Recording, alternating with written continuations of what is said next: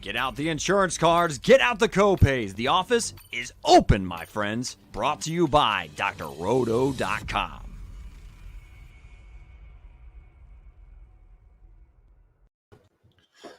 Good morning, everybody. We are at the Coach's Corner. I guess that's what we're calling it. I had no idea. I thought it was the game plan, but I guess it's the Coach's Corner, and that's okay. I'm your host this week. It is me, Emmerich. And then I hate doing these introductions. They're so weird. But we're with Coach White, the star of the show. Coach, it's it's conference championship. This is a big weekend. This is I think this is the last weekend until like bowls start kicking off. How excited are you? I mean, it's an awesome week, man. This Georgia-Bama game is going to be interesting. I know you've been watching a little bit more college football in years past, so I'm interested in what kind of take you have on that game, just from a football perspective, not necessarily fantasy. But I mean, that Georgia defense has been shutting everybody down all season. Alabama's got just an elite passing attack, and Georgia hasn't faced anything like that all season. So I think Georgia might be in for a little bit of a shocker. But we'll get to your opinion on that here shortly. And then our night game, we have that late hammer between Pitt and Wake Forest, the 72. Oh, I thought you were talking about the other late game, the game that people want to watch is What's that? The Michigan-Iowa game? No, look, I'm a Michigan guy. I lived in Michigan State. Those are my teams. I don't have an affiliation to one or the other. Last weekend was the weekend that I watched the most college football that I have, even all season, and that was like 2 quarters of the Michigan-Ohio State game. I mean, honestly, that was a great game. Michigan just stifled that passing attack, though. I mean, they did a really good job and just hammered the ball with Haskins. I mean, I've never seen a running back just completely take over like that. That's the Johnny Danger effect, right? Because he had Corum, so yep. that is the Johnny Danger effect, 100%. It is. And last night he decided to trail our college basketball picks, and we were on a hot streak. And what do you know? Danger broke the streak for us, man. If you're listening, just quit trailing us, bud. I will say that a couple days ago I played college basketball too, and then I think it was the day that I want to say Kentucky was favored by 30, and I played those, and it was the day that the guy from Michigan was 9,600. I didn't play him, but okay. I didn't do very well. But that was partially because 2 of my players didn't do anything in the first half. I mean, I know they were blowout guys, but so me and Danger, different kind of coolers. But today we have actually banned Danger's IP. He can't watch. He has no idea what's going on. Comcast will not let him read the site. So you guys have no worries that he's going to cool this. Okay. Perfect. We need to get that Juju completely out of here. And today we're switching it up too. We're going to FanDuel, you said. We're getting off That's right. Here we are. So we're doing a lot of new things today. I love it. I think we're pretty hot on FanDuel right now. So let's find a good lineup to start with, man. And I mean, we're going to attack right away. Let's just dive into it, and let's go to that Wake Forest and Pittsburgh game at quarterback. You've got your highest priced option here in Sam Hartman, and then Kenny Pickett follows right underneath. I mean, Sam Hartman has just been elite all season. He has 10 rushing touchdowns. His upside doesn't just come from passing. He can pass 4 touchdowns in a game, but he can also rush 2 to 3.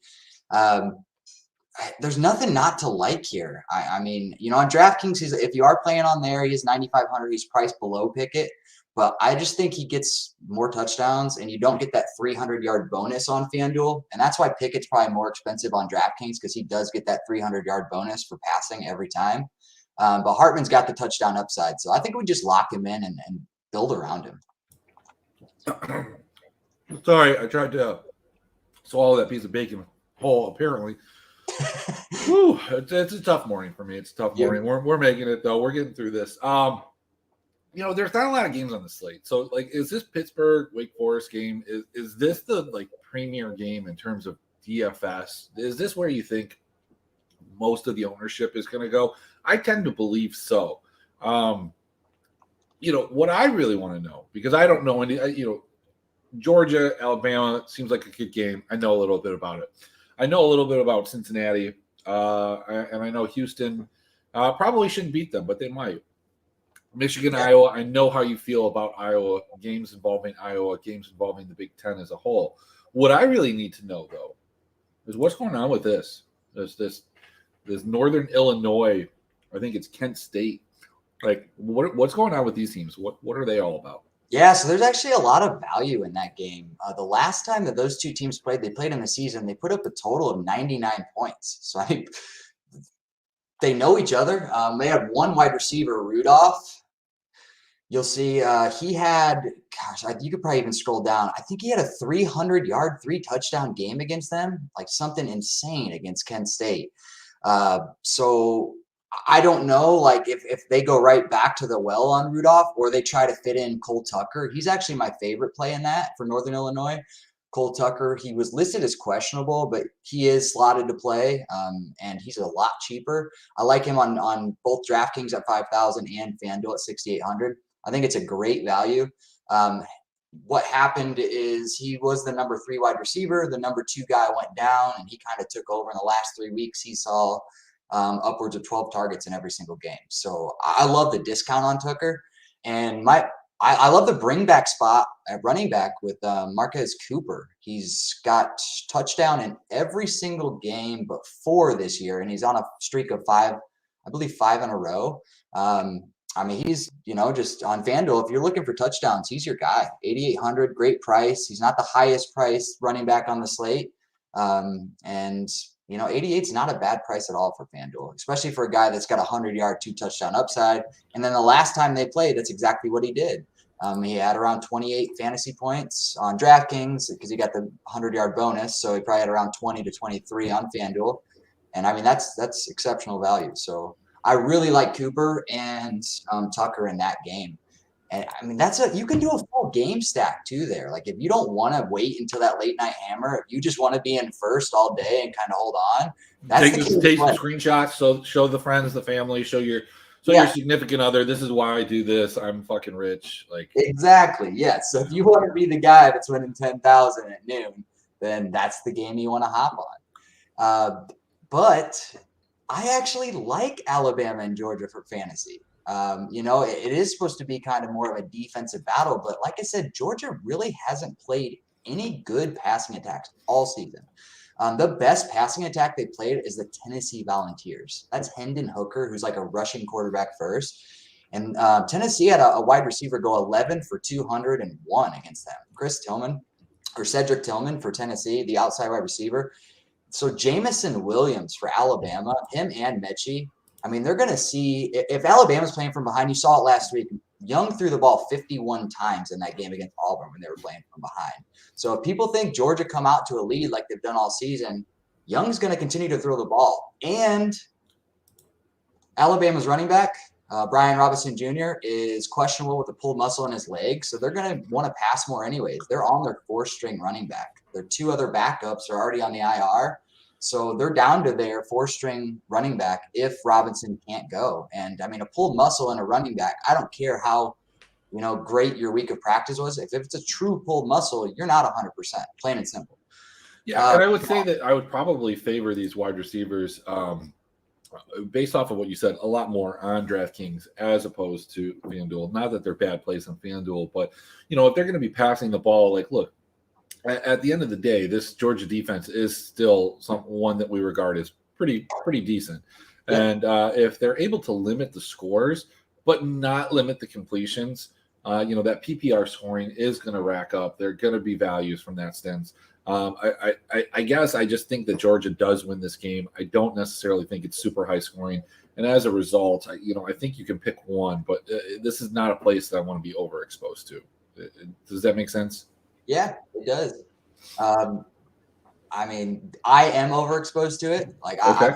I've locked in because I even think that Young in my Superflex. Like I have lineups with Bryce Young in Superflex at 93 and Hartman at 11.5, and that's kind of where I'm starting my builds and just kind of filling in the middle on FanDuel because I truly think that Bryce Young, it's not like he's overpriced. If he was 10,000, then I would second guess it. But all he really needs is 25 points, which.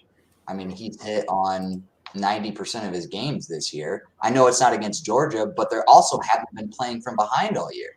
In any game that he's playing from behind, which has only been 1 or 2, he's putting up over 30 fantasy points. So I do really like Bryce Young in this matchup. I think it's contrarian too because everybody will be on Pickett and Hartman. That's the way we're going to get different. Even people will be on Dustin Kroom for Kent State, 10-7. I just think that's too high of a price. I think Bryce Young gets the exact same amount of points as Kroom at $1,400 cheaper. So it just makes sense from a salary standpoint on FanDuel.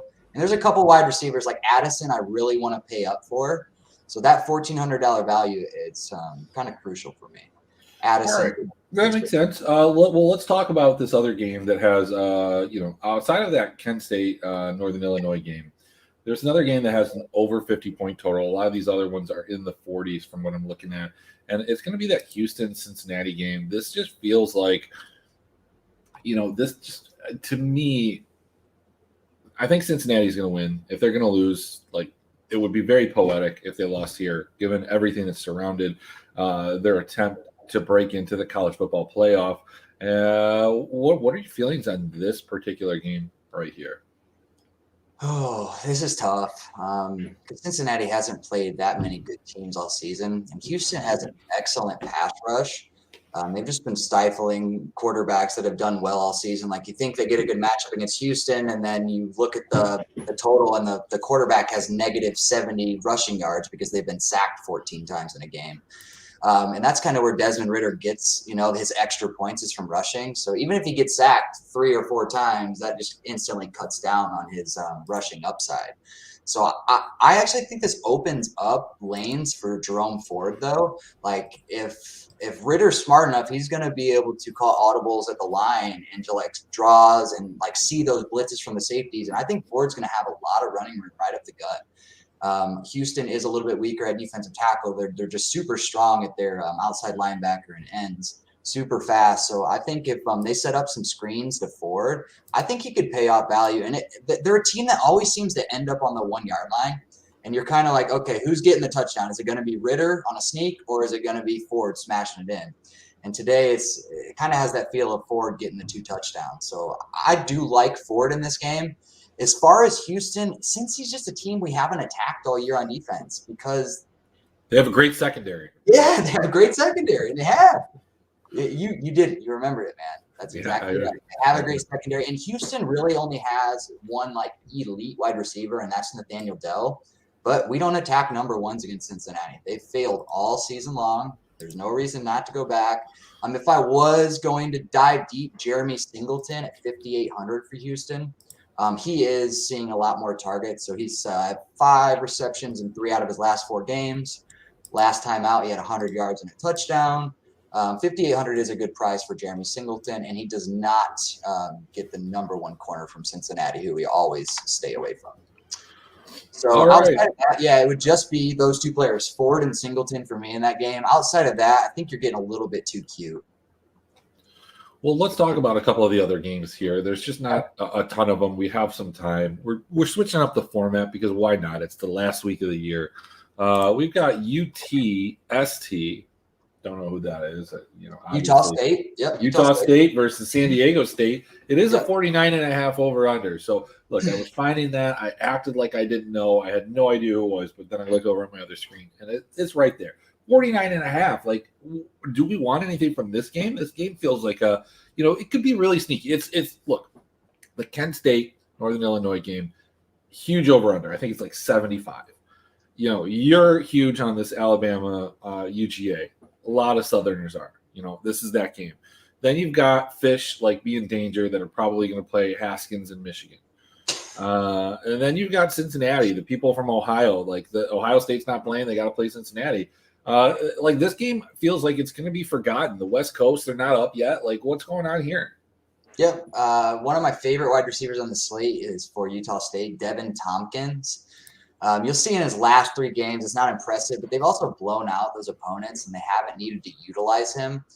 San Diego State is I think they're 192nd rank in the FBS right now. That's not good. No, it's not. And Devin Thompkins, you can scroll down and you'll see some games. He's got 21, 37, 23, 29, 27, 20. He's a touchdown guy. He's a very small kind of He's explosive. He'll stretch the field, but they'll also run slip screens to him. They'll find creative ways to get this guy the ball. And I really think they're going to need him in this game. And I believe this game hits the over as well. And he'll be one of the main reasons. So I love me some Devin Thompkins in this matchup. All right. Like, why not? Why not rage bet, things on air like I did last night? So I'm going to grab the over on this. I'm grabbing it in my other screen while we talk about the other game that, we haven't gotten to the best game yet. We will talk about it. I've teased it. I know most of the fans are here for it. But let's talk about this. I think it's Appalachian State versus, what's Louisiana. What is going on here? What is happening with Louisiana? Yeah, so this game, this is tough. App is a really good football team, but they matched up against Louisiana terribly. They played them earlier in the year and just ran over. I think it was like 40-something to 17. Yeah, Cory had a bad game. Cory Sutton here, like you can see it, just 2.9. This is about bad games from him, and this is one of them. Like I can't even justify this price. I mean, 7,500. He's the highest priced wide receiver from this game. Just terrible. Yeah, I mean, Malik Williams might be the play. Like, he saw 5 receptions against them the last time they played. He's actually the number 3 in this offense, but Louisiana's got such a good secondary. They're 1 and 2. Hennigan and Sutton will be covered, and I think that leaves a lot of those slot and underneath routes to Malik Williams. I do like him, but on DraftKings, he's only 4,200. Like, Malik Williams is a way better play on DraftKings. Like, that's the value guy I really like this week in that app game. But Louisiana, they run the ball with like 4 different running backs. They run it with their quarterback. They throw maybe 16 times a game. They just slow every team down. It's what they've done all season long, and they only win by like 7 points. But I believe they're 11-1. They're won 11 straight. The first game of the season they lost to Texas, and that's their only loss. So they're as hot as you can get right now in football. And I don't think App just comes into their home territory and wins this game. But I do think there is a little bit of fantasy value on that App State receiving core. I really do. So you don't think that Appalachian State is going to come in and beat Louisiana Lafayette here? Because they are the 2.5 point betting favorite. Yeah, I really don't. I mean, they're a great football program. It's going to be a lot closer than the last time they played. I don't think App – I don't think they have what you need to beat this team. You're taking the money line here, basically, is what you're saying? Yeah, I would take the money line on Louisiana. I would, absolutely. Okay. It's hard to stop a team that's won 11 straight. I mean, it really is, especially when App is one of the teams that you blew out 40-13. Like, App's going to go in there a little bit hungry. They're going to start passing more. They really did try to run the ball that first time they met up. And now App has all 3 of the running backs, Nate Noel, Cameron Peoples, and Harrington, who wasn't there earlier in the season. So normally we'd find a running back to attack on App, but they're 3 deep now at this point. So the only value in this game is truly going to come from that App wide receiving core. All right, let's briefly touch on the game that's going to decide the actual national championship. It is Michigan and Iowa, whopping 43.5 over here. Is there anything that we need to kind of touch on in this game? Is Hassan Haskins going to just light it up? Is Cade McNamara playable at 6,500? If the answer to all of this is no, that's okay. The answer is no. And I mean, both of these passing attacks are awful. What is Corum's price? Let's see on FanDuel. Oh man, we're going to go back to Corum. No, we don't need to go back. I just want to know what that price is. 7,500. Almost 1 point per dollar based off of his performance last week. Yeah, no, that's not going to work for me. But on DraftKings, he is 4,300, so it is a thought. That they slowly eased him back into the game last week, but obviously they didn't need him. Haskins had 5 touchdowns and 200 yards. So, but Corum did have he had a 67-yarder and was stopped on that 5-yard line.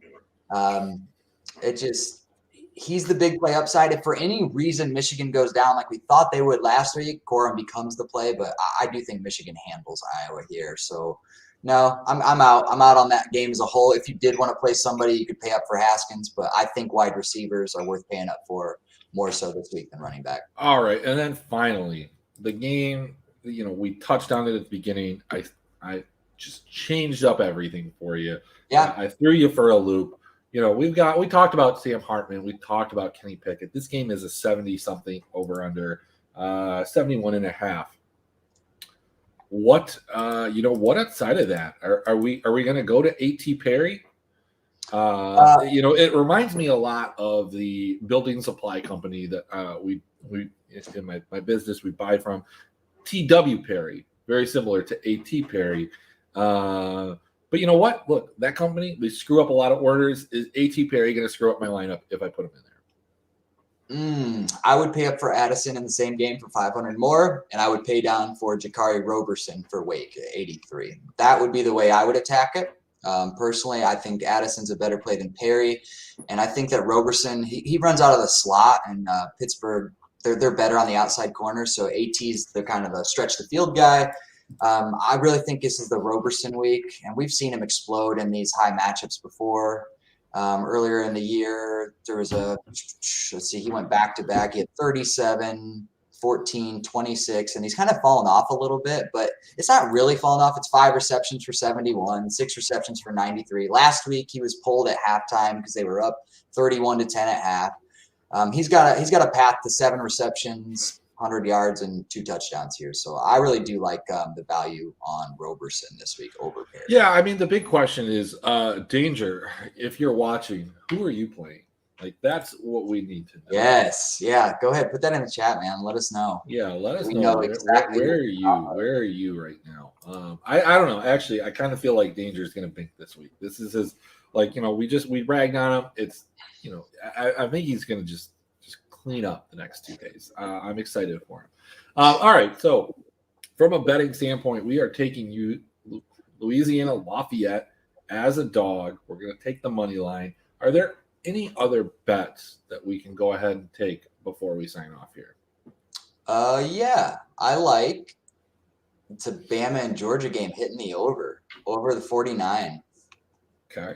All right. I got that locked in.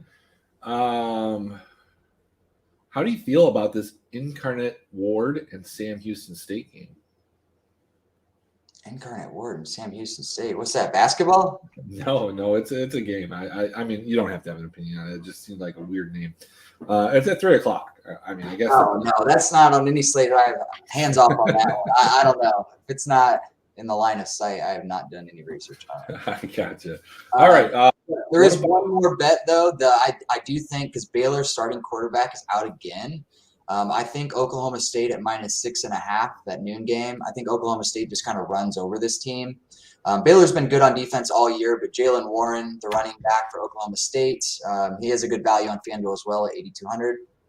I really like the last time they played, he had 36 attempts.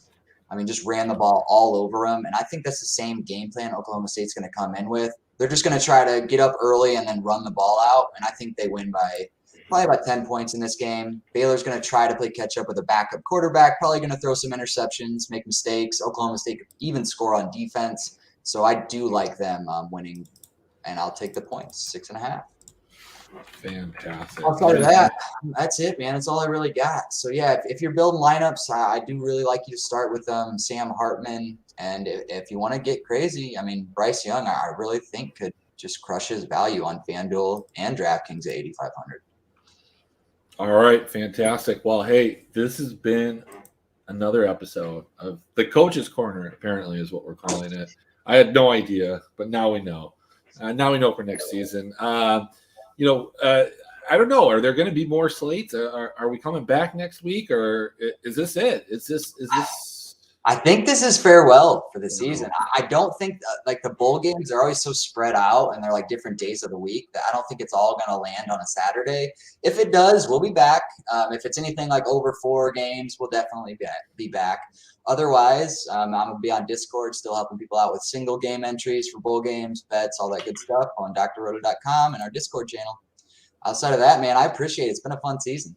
Awesome. Danger's not playing. All games are on the table. What? Come on, man. That's no fun. That's unreal, dude. Like, this is your week to bink, Danger. I made it so. I manifested it. I have this ability to manifest things, not in my favor. So this is good for you. You need to play if you need some crowns, let me know. I'll send them to you. But like, let's get you in. Like, play a quarter game. Play a quarter game. Can you transfer crowns? No, I don't think so. I was gonna say that's incredible. That'd be an amazing. But apparently, you can buy vacations with crowns now. Like I had no idea. Like, it's terrible. They roll out this thing on DraftKings, and they're like, oh, you can do all this stuff with crowns. It's like, well, why have I been buying $3 and $5 tickets? Like, even higher than that. If I had known I could buy a trip to the Bahamas or like a Tag Heuer watch, I would have been accumulating these crowns. Like, I agree, man. I use my crowns exactly for that reason. I've been buying like $10 entries. I'm like, what the heck, man? I was actually a little bit salty about that as well. Yeah, well, I'm almost there. I'm almost to Onyx. I should make Onyx by the end of the year. That's like the highest level. I was salty back when they rolled this out. I had made black for the first year or for the first time. And I was really excited for I was going to get, like a couple $100 in rewards. And they're like, no, we're not doing it anymore. It's like, well, what? Anyway. Not cool. Their response was, well, the crown should make up for it. I'm like, no, they don't. Like, you just gave me like a $10 entry instead of 400. Anyway, so that's all I got. Join the Discord if you need some late breaking news. I know Coach White is there. We've got a great show tomorrow. We are going to switch up the format. Danger and Doc have no idea that I'm doing that, but I am changing the format for tomorrow. So join into the Discord, tune in. We're going to have a great show tomorrow. We're going to win some money. We've got some snow games. We've got some unders. It's fantastic. But this has been it. It's been real. We'll catch you later. That's it. Spend some money. See you guys.